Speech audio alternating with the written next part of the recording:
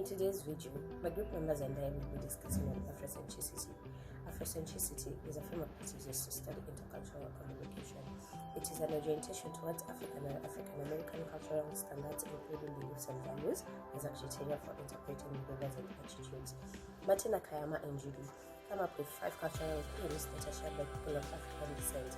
They are common origin and shared experience of struggle, an element of resistance to European legal procedures, medical procedures, and political processes, traditional values of humanity and harmony with nature, a fundamentally African way of knowing and interpreting the world, and finally, an orientation towards community. Based on Afrocentricity, nations have also created an Asian-centric framework to study communication. There are 5 Asian-centric themes. My group members will further elaborate on Afrocentricity.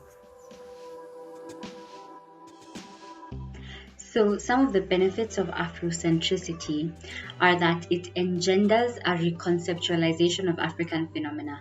What this means is that it brings a new perspective to what being African means. The second benefit is that it studies Black people from a position of subject rather than object, which means that it studies Black people from a point of like, what would Black people do, instead of what would Black people do if when white people do this or when white people do that. So the African people become the subject of conversation.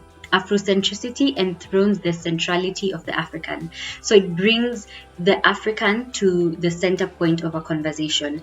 It also centralizes the Black ideals and values as expressed in the highest forms of African culture, and activates consciousness as a functional aspect of any revolutionary approach to phenomena. So it brings a new appreciation to the African culture, so that African culture and African tradition does not seem like taboo, but becomes something that is beautiful.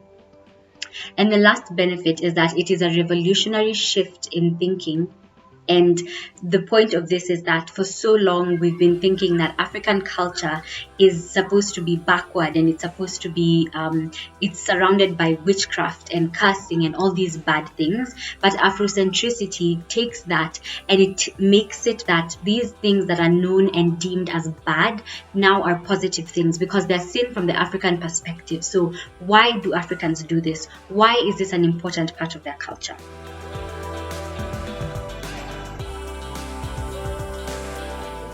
Criticism of Afrocentrism. Afrocentrism has been a controversial subject for both African and non-African scholars since this concept was popularized. This debate mainly revolves around whether Afrocentrism seeks to balance history or just distort it. The Afrocentric perspective has been criticized for making unwarranted and undependable historical claims, especially in relation to ancient Egypt. One historical claim in particular that has been criticized by some critics is that Africa has an influence on the ancient Greek civilization. This influence, according to Afrocentrists, stems from Egyptians on subjects such as astronomy, architecture, and geometry. Furthermore, some scholars contend that the Afrocentric perspective merely seeks to replace one geopolitical hegemonic center, that is Europe, with another hegemonic one, that is Africa. Other critics affirm that, given the broad range of experiences of the African people, whether on the continent or in the diaspora, how is there a single collective African consciousness? There is no common language on the continent, as there are different languages and different dialects. There are thousands of different languages, thousands of different cultural groups with religious differences. There's people from the grassland, people from the coast, and even people from the desert. As such, critics hold the notion that there is no single ideology that crosses these many boundaries of ethnicity, class, and religion. Therefore, according to critics, this Afrocentric perspective is questionable, regardless of Pan-Africanism and the collective spirit of Africans. And as we have discussed in this video, we have seen that Afrocentricity is important, especially for Africans living in the diaspora, African Americans or Black Americans, and Africans on the African continent. This is especially so because Africans on the African continent have gone to school and studied their own history as dictated from a European level. At Afrocentricity, it may not be wholly or fully true, but it is a necessary aspect.